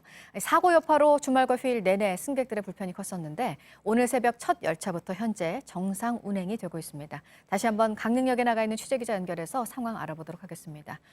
조승현 기자, 앞서 5시 반부터 이제 순차적으로 강릉에서 열차가 잘 출발을 하고 있는 거죠? 네, 그렇습니다. 이 강릉역에서 서울로 가는 이 KTX 첫 차는 평소처럼 새벽 5시 30분에 정상적으로 출발했습니다. 또 6시 30분과 7시 30분 이렇게 1시간 간격으로 있는 후속 열차도 차질 없이 강릉역을 떠났습니다. 새벽 5시 32분 승객 10여 명을 태우고 서울 청량역을 떠난 강릉행 KTX 열차 역시 예정보다 2분 늦긴 했지만 7시 10분에 이곳 강릉역에 들어왔고요. 지금 그 후속 열차도 방금 전에 이렇게 역사로 들어오는 모습 보실 수 있습니다. 지난 8일 아침 7시 35분에 강릉역에서 6.4km 떨어진 곳에서 서울행 KTX 열차가 탈선 사고를 일으킨 지 46시간 만에 운행이 정상화된 겁니다. 사고 전후 탑승객 수에 큰 변화는 없다고 코레일 측은 밝혔습니다. 또 사고 구간에서 시속 40km 정도로 서행하긴 했지만 이 구간이 거리가 800m에 불과해서 전체 운행 시간에 미친 영향은 크지 않다고도 설명했습니다. 네, 조승현 기자가 말을 하는 동안 열차가 잘 무사히 도착한 모습도 봤습니다. 이렇게 정상화는 된 상황이고, 그런데 오늘 새벽부터 열차가 잘 출발을 할 수 있을지 우려도 있었던 게 복구 작업 시간이 좀 예상보다 더 걸리고 그러기도 했다고요. 그렇습니다. 이 당초 국토교통부와 코레일은 선로를 이탈했던 열차 복구를 어제 저녁 7시쯤 완료할 예정이었습니다. 하지만 실제 열차 복구는 3시간 정도가 더 걸려서 밤 10시가 넘어서 끝났습니다. 이 때문에 현장에선 오늘 열차 운행 재개 역시 당초 예상보다 늦어질 거란 전망이 나오기도 했었는데요. 하지만 400명 가까운 인력과 장비를 투입해 밤샘 작업을 벌인 끝에 시설과 전기 복구가 오늘 새벽 4시 17분 완료됐습니다. 그리고 1시간가량 시운전을 거친 끝에 운행에 문제가 없다고 판단을 하고 열차 운행을 재개한 겁니다. 네, 강릉에 도착한 시민들 모습도 지금 뒤로 보입니다. 왜 이런 사고가 일어났는지에 대한 관심도 지금 높습니다. 날씨 얘기도 앞서 나오기도 했었는데 신호 시스템에 문제가 있었다는 얘기도 또 나오고 있고요. 하지만 아직 정확한 원인은 아닌 거죠? 맞습니다. 어제 오영식 코레일 사장이 사고 현장 인근에 있는 선로 변환 신호기에 회로가 잘못 연결이 돼 있었던 게 이번 사고 원인으로 추정된다고 밝힌 바 있습니다. 하지만 이건 어디까지나 추정일 뿐이고요. 현장에 있던 국토교통부 관계자가 그렇게 단정 지을 수 없다면서 바로 반박하기도 했었습니다. 현재 항공철도사고조사위원회가 현장에서 정밀 조사를 벌이고 있습니다. 이 최종 조사 결과가 나오기까지는 최소 한 달 이상, 또 길게는 수개월까지도 걸릴 수 있다는 게 철도 당국과 전문가들의 한결같은 목소리입니다. 지금까지 강릉역에서 JTBC 조승현입니다. 네, 출발, 도착이 지금 잘 이루어지고 있는 강릉역 상황 먼저 보셨고요. 현장 취재 기자와 방금 얘기도 했지만 사고 원인, 코레일 사장이 처음에는 갑작스런 추위 얘기도 했습니다. 당시 기온이 사고를 일으킬 정도는 하지만 아니라는 의견들이 나오고 있고, 조사 당국은 신호 체계가 잘못돼서 일어난 사고로 지금 추정을 하고 있습니다. 원인에 대한 정확한 결론이 나올 때까지는 몇 달이 더 걸릴 것으로 보입니다. 김태영 기자입니다. 국토교통부 한국철도사고조사위원회는 강릉선 KTX 열차 탈선 사고 원인이 신호 제어 시스템 오류 때문이라는 초동조사 결과를 내놨습니다. 기차가 서울 방향으로 가도록 선로 전환기가 열려야 했지만 시스템 오류로 충분히 열리지 않았던 것으로 추정됩니다. 사고가 난 곳은 강릉 차량기지로 가는 방향과 서울로 가는 방향이 나누어지는 분기점입니다. 이곳에 선로 전환기가 각각 설치됐는데 전환 상태를 표시해주는 회로가 반대로 연결돼 있었다는 게 조사위의 설명입니다. 조사위는 누군가 악의적으로 회로를 바꿔치기 했을 가능성은 낮다고 보고 있습니다. 신호 부분에 대한 결함을 확인했고 누가 중간에 옮기지 않는 이상은 당초부터 이렇게 설치가 돼 있을 가능성이 높다고 봅니다. 조사위는 모든 상황을 종합해 볼 때 사고 원인을 단순히 기온 급강하 때문이라고 보기는 어렵다고 설명했습니다. 일각에선 강릉선 개통 1년 만에 사고가 나 애초에 부실 시공이 아니냐는 지적도 나오고 있는 상황입니다. 조사위 관계자는 사고 원인을 광범위하게 조사하고 있으며 한 달 이내에 구체적인 조사 결과를 내놓을 계획이라고 밝혔습니다. JTBC 김태영입니다. 앞서 전해드린 대로 오늘 새벽부터는 KTX 강릉선 운행 정상화가 된 상황이고요. 그런데 사고 이후 어제 이틀 동안 강릉에서 진부역까지는 버스로 승객들을 실어 날랐습니다. 당연히 KTX를 타고 갈 때보다 불편이 컸습니다. 잇따르고 있는 철도 사고에 지금 내가 타는 기차는 괜찮을지 하는 걱정도 커지고 있습니다. 홍지용 기자입니다. KTX 강릉선 열차 탈선 사고로 승객들의 불편은 없는지, 또 최근 잇따르고 있는 KTX 열차 사고에 대해 이용객들은 어떻게 생각하고 있는지 취재진이 직접 강릉선을 타고 확인해 보겠습니다. 전광판에는 강릉역까지 가는 열차라고 나오지만 안내 방송으로 도착지를 정정합니다. 우리 열차는 열차 탈선 사고로 진부 강릉역 간 연계버스를 운행하고 있으니 진부역에 도착했습니다. 강릉으로 가는 관광버스가 역 앞에서 승객을 기다립니다. 1시간 걸릴 거예요. 이 버스 뒤에 12시 45분에 도착하는데 그거에 맞춰가지고 또 버스가 움직이거든요. 강릉역에 대체 버스를 타고 간 결과 평소 KTX로 갈 때보다 36분 더 걸렸습니다. 대체 버스는 사람이 다 탈 때까지 출발하지 않고 배차 간격이 있기 때문에 1시간 가까이 더 걸릴 수도 있는 상황입니다. 주말 동안 강릉선을 탔던 승객에게 소감을 물었습니다. 예상 시간보다 좀 늦게 도착하는 바람에 좀 일정이 많이 좀 차질이 생겼는데 1시간 먼저 와서 대기하고 기다려야 하는 그런 번거로움 때문에 힘들리니까 좀 잠자는 것도 힘들고 불안감을 토로하기도 했습니다. 열차 이제 개통한 지 얼마 안 된 거 아니에요. 그죠? 근데 벌써 이런 사고가 났다는 건 이게 시민으로서는 좀 그러죠. 강릉역 대기실은 한산했던 반면 진부역은 서울로 올라가기 위해 열차를 기다리는 승객들로 꽉 찼습니다. 대체 버스를 타고 오는 승객을 기다리느라 열차가 지연 운행되기도 했습니다. JTBC 홍지영입니다. 알려드립니다.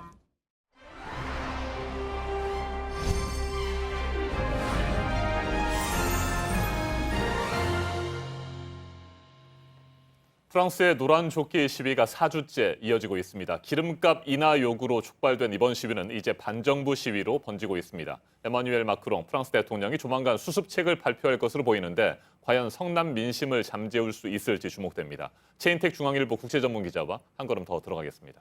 어서 오세요. 안녕하십니까? 네, 지난 주말 프랑스 전역에서 노란 조끼 4차 시위가 열렸습니다. 12만 명가량이 참여를 했다고 하는데 앞선 1, 2, 3차에 비해서는 그 수가 조금 줄어들기는 했습니다만 여전히 많은 사람들이 마크롱 대통령의 정책에 대해서 비판하고 있습니다. 네, 그렇습니다. 지금 토요일마다 지금 4번째 시위를 벌이고 있는데요. 네. 첫 시위 지난달 17일에 벌였을 때는 29만 명이 전국적으로 모였는데 이번에 한 12만 명 정도가 이제 모인 것으로 집계가 됐기 때문에 숫자는 주는데 그럼에도 불구하고 여전히 이제 사람들의 그 성난 모습 그리고 이제 격렬한 시위는 계속되고 있습니다. 다만 지난번 개선문에 있는 그 무명용사의 묘지라든지 이런 데에 대해서 반달리즘 그러니까 파괴가 있었는데 이번에는 그런 거는 이제 좀 약간 줄어든 것 같고요.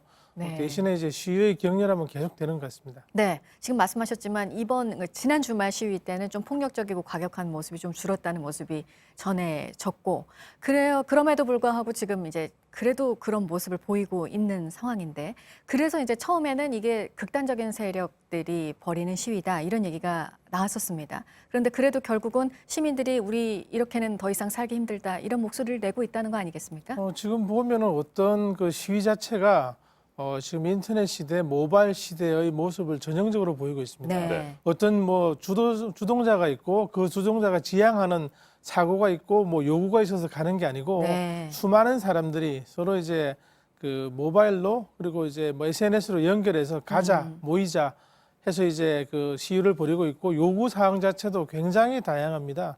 지금 프랑스 최저임금이 이제 9.88유로, 우리 돈으로 12,300원 정도 되는데요. 최저임금을 올리자부터 이제 프랑스는 거주세라고 해서 1인당 우리 돈으로 한 120만 원 정도의 그 지역 세금을 냅니다. 이것도 이제 그 마크롱 대통령이 폐지하겠다고 그랬는데 아직 폐지를 못하고 있으니까 이걸 줄이든지 빨리 없애라는 요구 뭐 등등 해서 굉장히 다양한 요구가 한꺼번에 분출되고 있어서 이게 어떤 뭐 하나의 뭐 대안을 제시해서 진정시키기 굉장히 힘든 그런 이제 복잡한 양상을 띠고 있는 그런 이제 상황입니다. 네. 그래서 프랑스 정부가 유류세 인상 계획은 뭐 6개월 보류한다고 했다가 철회로 가닥을 잡았고, 요즘에는 부유세를 신설하는, 부활하는 가능성에 대해서 언급을 하고 있습니다만, 현재 상태로서는 성난 민심을 가라앉히기 힘든 상황인가요? 어떻게 보십니까? 처음 시위의 발단은 이제 유류세를 올려서 그러면 이제 기름값이 올라가고, 네. 그러면 이제 운전으로 먹고 사는 사람들이 불편을 겪으니까 이 양반들이 처음에 이제 그 차 안에 분명히 뭐 빛이 될 수밖에 없는 그런 노란 조끼를 입고 나오면서 시위가 촉발됐는데요.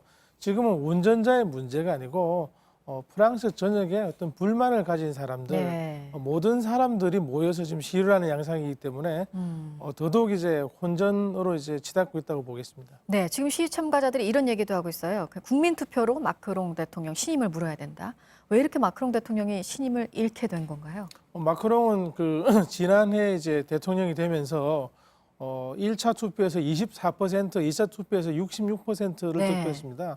66표면 이제 압도적으로 득표해서 대통령이 된 건데요. 문제는 프랑스 정치사에서 60년 만에 처음 등장한 비주류라는 겁니다. 사회당도 아니고 네. 그리고 보수 쪽도 아니고 뭐 중도를 보내는 표방하면서 여러 가난한 사람에 대한 연대, 불평등 해소를 공약하고 그러면서도 기업은 키워야 된다면서 친기업 정책을 주장하는 독특한 방식인데요. 1차 투표에서 지지했던 24% 정도를 제외하고 다른 이제 그 사람들은 그 사이 불만이 많이 생긴 거죠.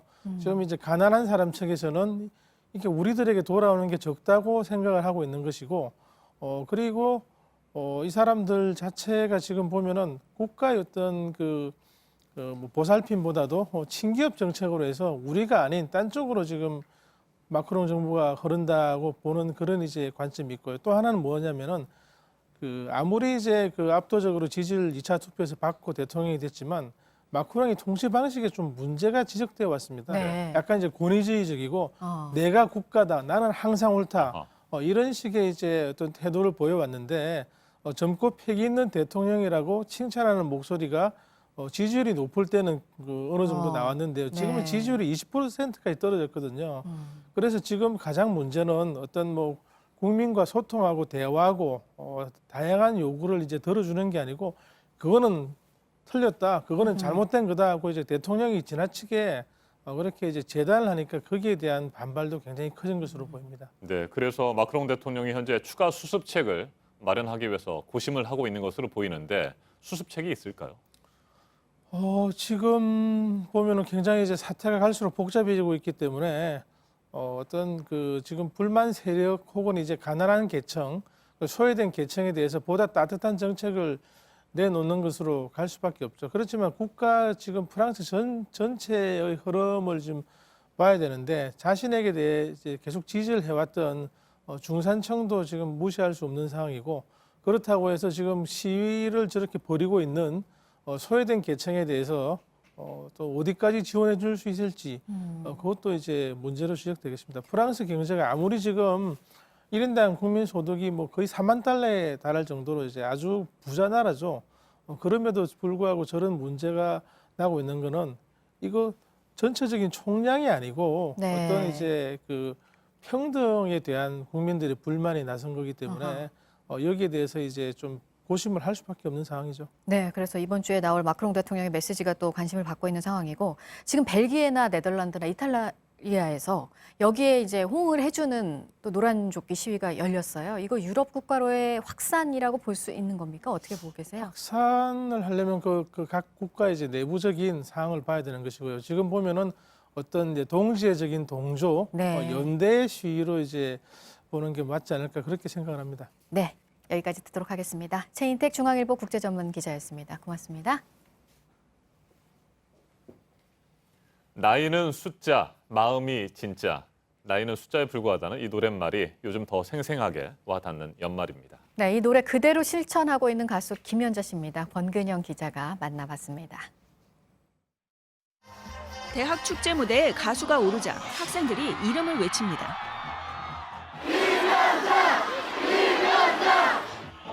아이돌 못지않은 인기의 주인공은 트로트 가수 김연자 씨입니다.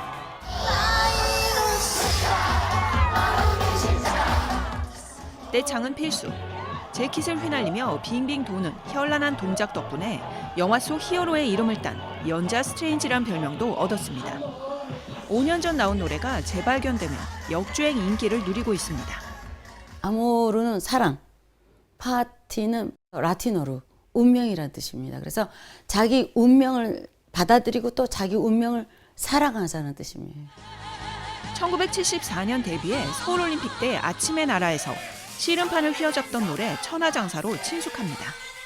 제 인생의 창가지만 모든 여러분들의 그 인생의 응원가가 됐으면 해서 우리 나이로 환갑의 대학 축제 요정, 젊음의 아이콘이 된 김연자.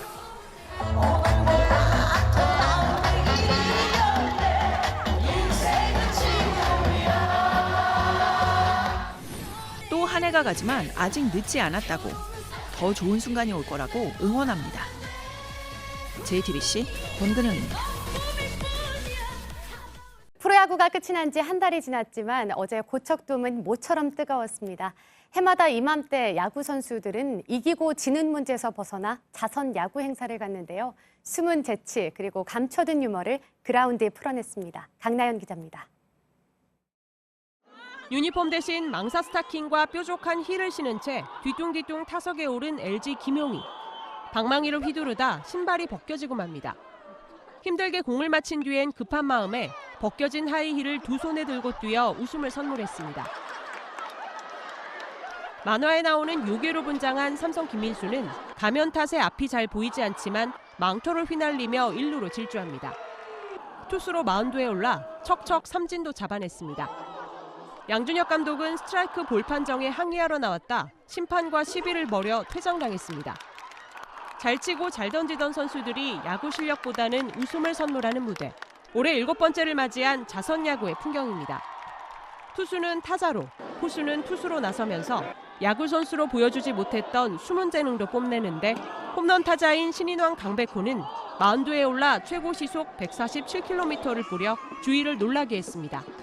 지난 여름 올스타전에서도 깜짝 투수로 출전해 강속구를 던졌는데 경기장엔 환호가 이어졌습니다. 4,000명의 관중이 찾은 이번 경기의 수익금은 사회 취약계층을 위해 쓰입니다. JTBC 강나현입니다. 한국 여자 핸드볼이 아시아 선수권 4회 연속 우승을 달성했습니다. 우리나라는 어제 일본 구마모토에서 열린 제17회 아시아 여자 핸드볼 선수권 대회 일본과의 결승전에서 30대 25로 이겼습니다. 4연패를 이룬 한국은 통산 17차례 아시아 선수권에서 14번이나 정상에 올랐습니다. 혼자 11골을 넣은 류은희 선수가 결승전 최우수 선수에 선정됐고 신은주와 강은혜, 이미경이 나란히 4골씩을 넣었습니다. 디펜딩 챔피언 대한항공이 우리카드를 풀세트 접전 끝에 눌렀습니다. 대한항공은 어제 서울 장충체육관에서 열린 프로배구 리그 남자부 방문 경기에서 우리카드의 첫 2세트를 내줬으나 3세트를 내리따내 세트스코어 3대2로 이겼습니다. 이로써 대한항공은 11승 4패 승점 33으로 현대캐피탈을 승점 1점 차이로 따돌리고 1위를 탈환했습니다. 프로축구 FC 서울이 승강 플레이오프 2차전에서 부산의 추격을 따돌리고 K리그 1부 잔류에 성공했습니다. 후반 추가 시간에 터진 박주영의 장거리 슛 한 방이 부산을 울렸습니다. 2차전을 1대1로 비긴 서울은 1차전 3대1 승리에 힘입어 1부 리그에 남게 됐습니다. 반면 부산은 2년 연속 승강 플레이오프에서 좌절을 맛봤습니다.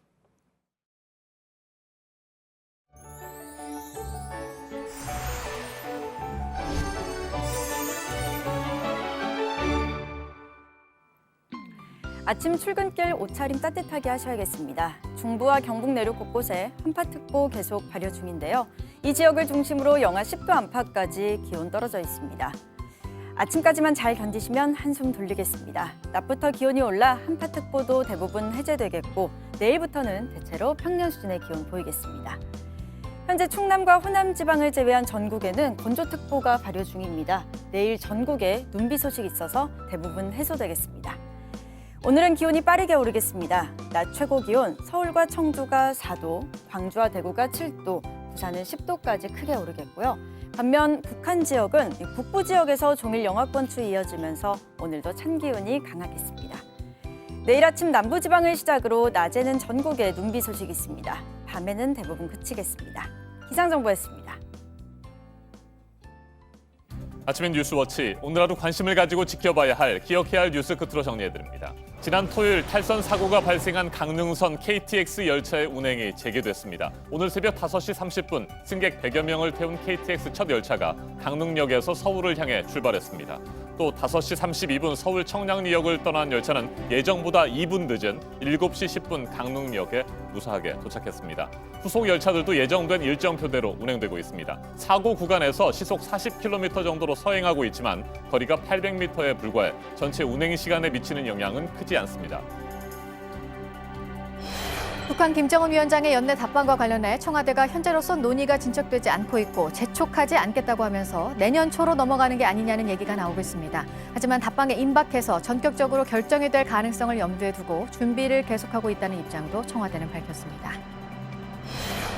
사법농단 사건의 핵심 피의자인 임종헌 전 법원행정처 차장의 1심 첫 재판 절차가 오늘 시작됩니다. 주요 쟁점 등을 정리하는 첫 공판 준비 기일이기 때문에 임 전 차장은 법정에 출석하지 않을 전망입니다. 지난달 14일 임 전 차장은 전국 교직원 노동조합 법외노조 소송을 둘러싼 재판거래 의혹 등 30여 개 혐의로 구속 기소됐습니다. 노무현 전 대통령의 부인 권양숙 여사를 사칭한 사기 사건의 피해자에서 피의자가 된 윤장현 전 광주광역시장이 오늘 검찰에 나와서 조사를 받습니다. 검찰은 윤 전 시장이 당내 공천을 앞두고 돈을 주고 채용 청탁을 들어준 것이 대가성이 있다고 의심하고 있습니다. 오늘 전해드릴 소식은 여기까지입니다. 이상으로 JTBC 뉴스 아침엔 월요일 순서 모두 마치겠습니다. 건강한 하루 보내시기 바랍니다. 고맙습니다.